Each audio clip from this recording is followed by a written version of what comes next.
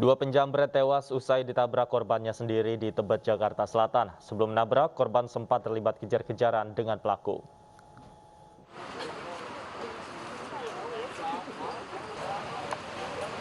Warga berkerumun di lokasi tewasnya dua penjamret di Tebet, Jakarta Selatan. Kedua pelaku ini tewas mengenaskan dengan kondisi motor yang rusak parah. Sebelumnya, mereka terlibat kejar-kejaran usai menjamret ponsel seorang sopir taksi online. Sopir yang tak terima kemudian mengejar motor pelaku dan menabraknya di Jalan Abdullah Safei, Tebet. Akibatnya, motor pelaku hilang kendali dan menabrak tiang listrik serta tempat sampah. Tiba-tiba HP saya diambil. Oh, HP diambil. Tiba HP diambil. Dari arah mana, Bang? Dari arah Minangkabau. Dari arah Minangkabau. Minangkabau, terus dia kencang, saya kejar, dia belok ke arah sini, saya kejar. Di dekat pertigaan itu saya sempat tabrak, tapi dia ngegas lagi, kabur. Dia akhirnya belok kiri sini. Sempat melanin kecepatan, tapi nggak pelan-pelan banget. Setelah itu saya tabrak, udah, dia mental. Petugas gabungan dari Polsek Tebet dan Polres Jakarta Selatan memasang garis polisi dan melakukan olah tempat kejadian perkara. Guna kepentingan otopsi, jenazah kedua pelaku dibawa ke RSCM Jakarta. Dari Jakarta, Miftahul Gadi, iNews melaporkan.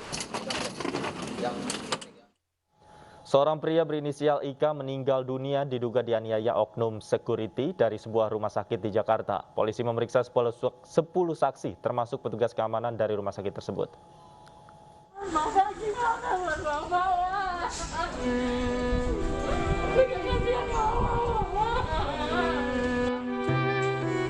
Istri korban menangis histeris saat mengetahui suaminya meninggal dunia di rumah sakit di kawasan Salemba, Jakarta Pusat.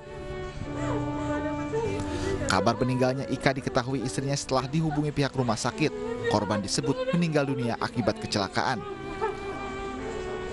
Namun polisi justru memastikan korban tewas karena dianiaya. Korban mengalami luka parah di kepala serta luka lebam di sekujur tubuh. Polisi memeriksa 10 saksi termasuk petugas keamanan dari rumah sakit tersebut. Untuk kita tadi dari Polsek membantu pihak Polres karena istri korban melapor ke Polres. Kita sekitar 10 saksi dibawa ke Polres. Siapa aja Pak? Antara lain ya pihak dari security rumah sakit, kemudian ada karyawan dan warga di sekitar rumah sakit tersebut. Ya Pak, untuk lokasi TKP penganiayaan kesimpulannya memang di area rumah sakit apa gimana Pak? Masih dalam penyelidikan pihak Polres Jakarta Pusat ya. Polisi juga masih menunggu hasil visum dari tim forensik RSCM guna memastikan penyebab luka di tubuh korban. Dari Jakarta, Rani Sanjaya, iNews melaporkan.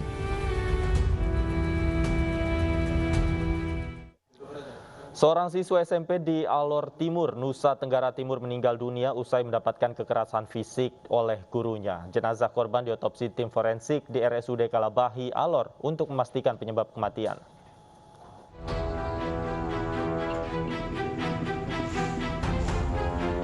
Jenazah korban Musa Malde 13 tahun diotopsi tim forensik dari Polda Nusa Tenggara Timur pagi tadi di RSUD Kalabahi, Alor. Otopsi ini dilakukan untuk memastikan penyebab kematian korban yang diduga mendapat penganiayaan dari gurunya di salah satu SMP di Alor Timur, Nusa Tenggara Timur.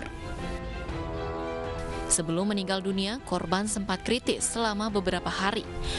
Korban diduga mendapat kekerasan fisik oleh guru bahasa Inggris setelah ia bersama beberapa temannya tidak mengerjakan tugas. Akibat ditendang dengan keras oleh gurunya, korban tidak bisa berjalan. Usai diotopsi, jenazah korban akan dimakamkan di rumah duka di kawasan Padang Panjang, Alor Timur. Dari Kabupaten Alor, Nusa Tenggara Timur, Dani Manu, iNews melaporkan.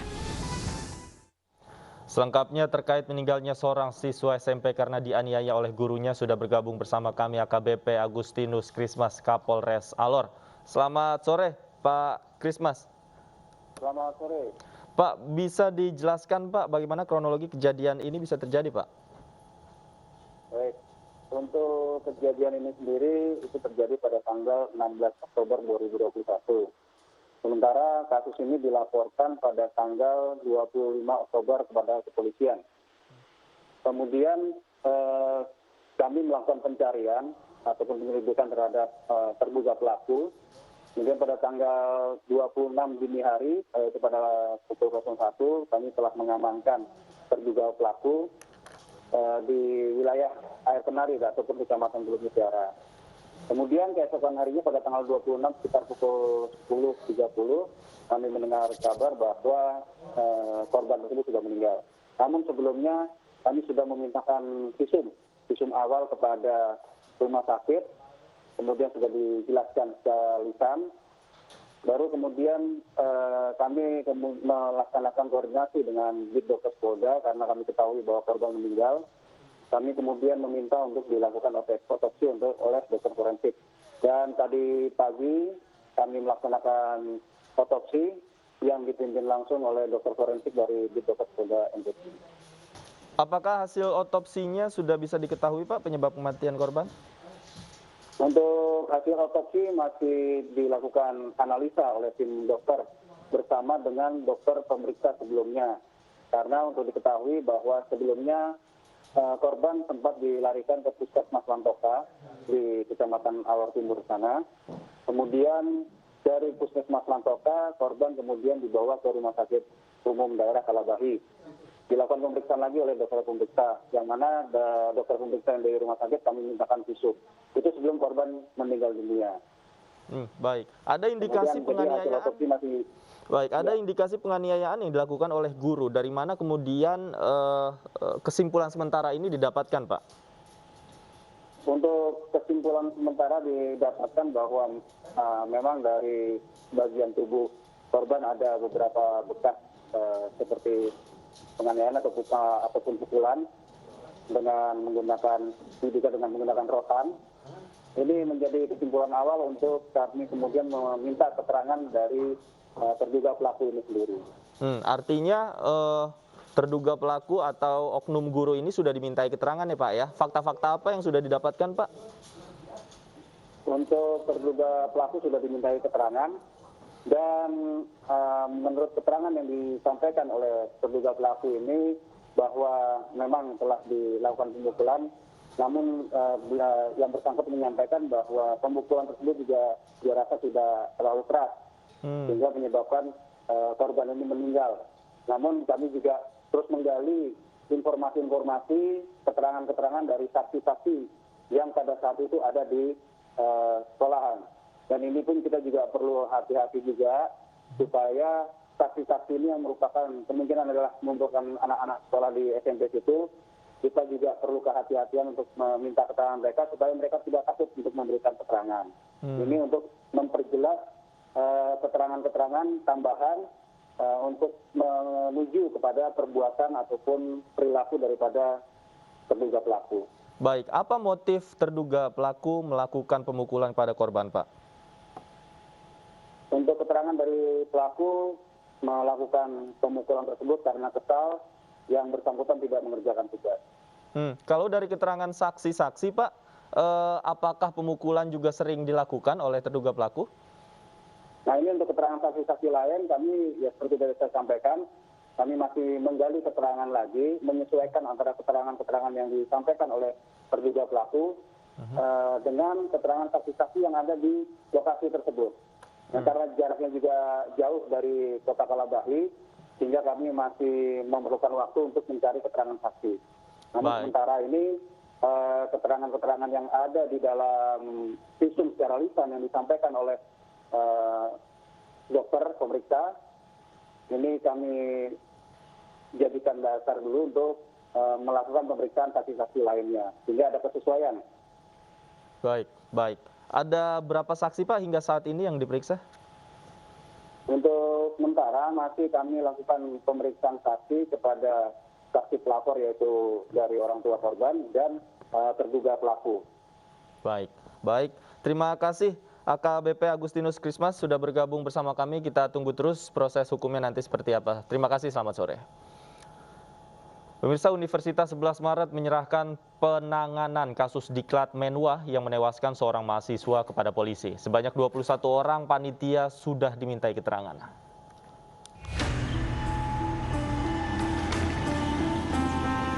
Universitas 11 Maret akhirnya angkat bicara terkait mahasiswanya Gilang Endi Saputra yang meninggal saat mengikuti pendidikan dan latihan resimen mahasiswa.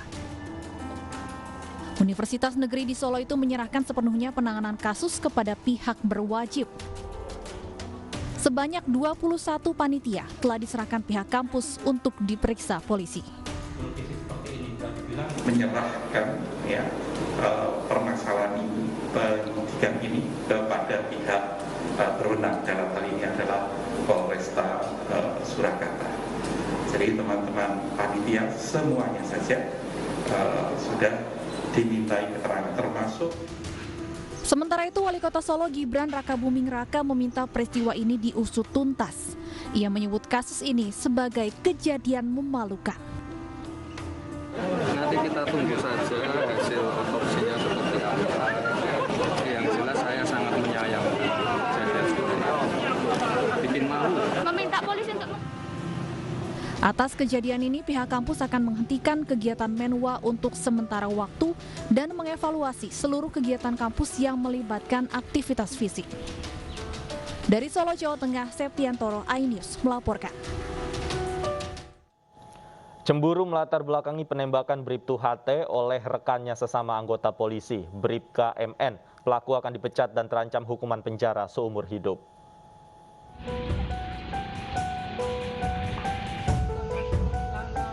Meninggalnya Bribtu HT karena ditembak rekan sesama polisi Bribka MN di Lombok Timur, Nusa Tenggara Barat diduga disebabkan karena cemburu. Dari penyelidikan awal, pelaku cemburu mengetahui korban chatting dengan istri pelaku. Kini riwayat percakapan pada ponsel korban, pelaku dan istrinya sedang didalami. Bribka MN sudah ditetapkan sebagai tersangka pembunuhan dan ditahan di Rutan Polda NTB. Tersangka terancam hukuman mati atau penjara seumur hidup karena dijerat pasal pembunuhan berencana. Catat, saya selaku Kapolda akan memproses sesuai dengan aturan yang berlaku dengan tegas, dan saya pastikan oknum tersebut proses pidana dan akan segera saya pecat sesuai dengan mekanismenya. Bribtu HT yang merupakan anggota Humas Polres Lombok Timur ditembak 25 Oktober lalu di rumahnya. Dari hasil otopsi, korban tewas akibat luka tembak di bagian dada sebelah kanan. Korban ditembak dengan senjata laras panjang jenis Sabara V2 oleh Bribka MN yang bertugas di Polsek Wanasaba. Dari Mataram, Nusa Tenggara Barat, Hari Kasidi, iNews melaporkan.